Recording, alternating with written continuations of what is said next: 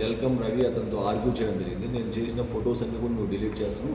అంతకుముందు కూడా నేను ఏదైనా విలేజ్లో కొన్ని మంచి పనులు చేసి ఫొటోస్ పెడితే అవి కూడా నువ్వు డిలీట్ చేస్తున్నావు. అదే కాకుండా వాటితో అబ్యూజివ్ కామెంట్స్ కూడా పెడుతున్నావు అని చెప్పి నేను చేస్తాను, నువ్వు ఇట్లా మొత్తం గ్రూప్ని అంతా జామ్ చేస్తున్నావు అని చెప్పేసి, ఇంకా వీలైతే నేను గ్రూప్లో నుంచి నేను ఎగ్జిట్ కూడా చేస్తానని చెప్పేసి గ్రూప్లో నుంచి గోవిందాయపల్లి గ్రామ పంచాయతీ వాట్సాప్ గ్రూప్లో నుంచి ఎగ్జిట్ కూడా చేస్తాను.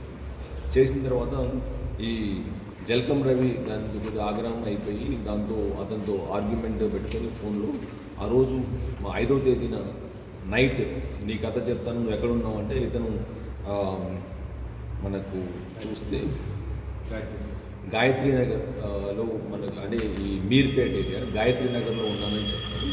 సో అప్పుడు ఈ 6 మంది అక్యూజ్ జల్కం రవి, నాగరాజు, రాజు, విజయ్, జగదీష్ అండ్ ప్రవీణ్, వీళ్ళు 6 మంది కూడా ఇన్నోవా క్రిస్టా కట్టాల నుంచి వీళ్ళు తీసుకొని ఈ గాయత్రి నగర్కి వెళ్ళడం జరుగుతుంది.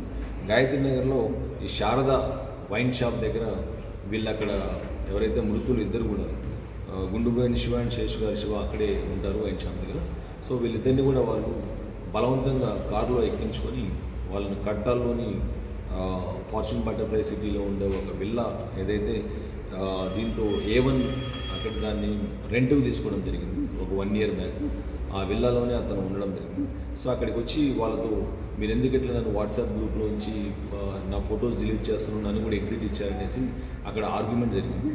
ఆర్గ్యుమెంట్ జరిగినప్పుడు ఇతను నేను చేస్తాను, నువ్వు ఇట్లా జామ్ చేస్తున్నావు పైగా అని చెప్పేసి ఉంది. తర్వాత వీడు మాట వినట్లేదని చెప్పేసి ఈ డిసీజ్డ్ 2 శేషుగారి శివను ఒక బెడ్రూమ్లోకి తీసుకెళ్ళడం జరిగింది.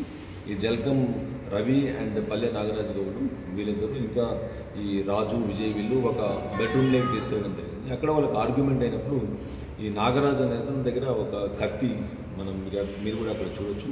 సో దాంతో అతన్ని మల్టిపుల్ స్టాబ్స్ చేయడం జరిగింది. నెక్ మీద, ఈ థ్రాట్లో ప్లస్ చెస్ట్ మీద ఏరియాలో. ఇమీడియట్గా అక్కడికక్కడే ఈ శేషు గారు శివ అనే అతను పడిపోయి చనిపోవడం జరిగింది. సిమిలర్గా గుండుబోయిన శివ అనే అతను అది చూసి అతని అరుపులో చూసి ఇతను కూడా ఇంట్లో నుంచి పారిపోయేదానికి ట్రై చేస్తాడు. కానీ లోపల నుంచి బోల్ట్ అంతా వేయడము ప్లస్ ఒక 7 మంది అక్కడ ఉండడం వల్ల అతను కూడా పోలేకపోతాడు.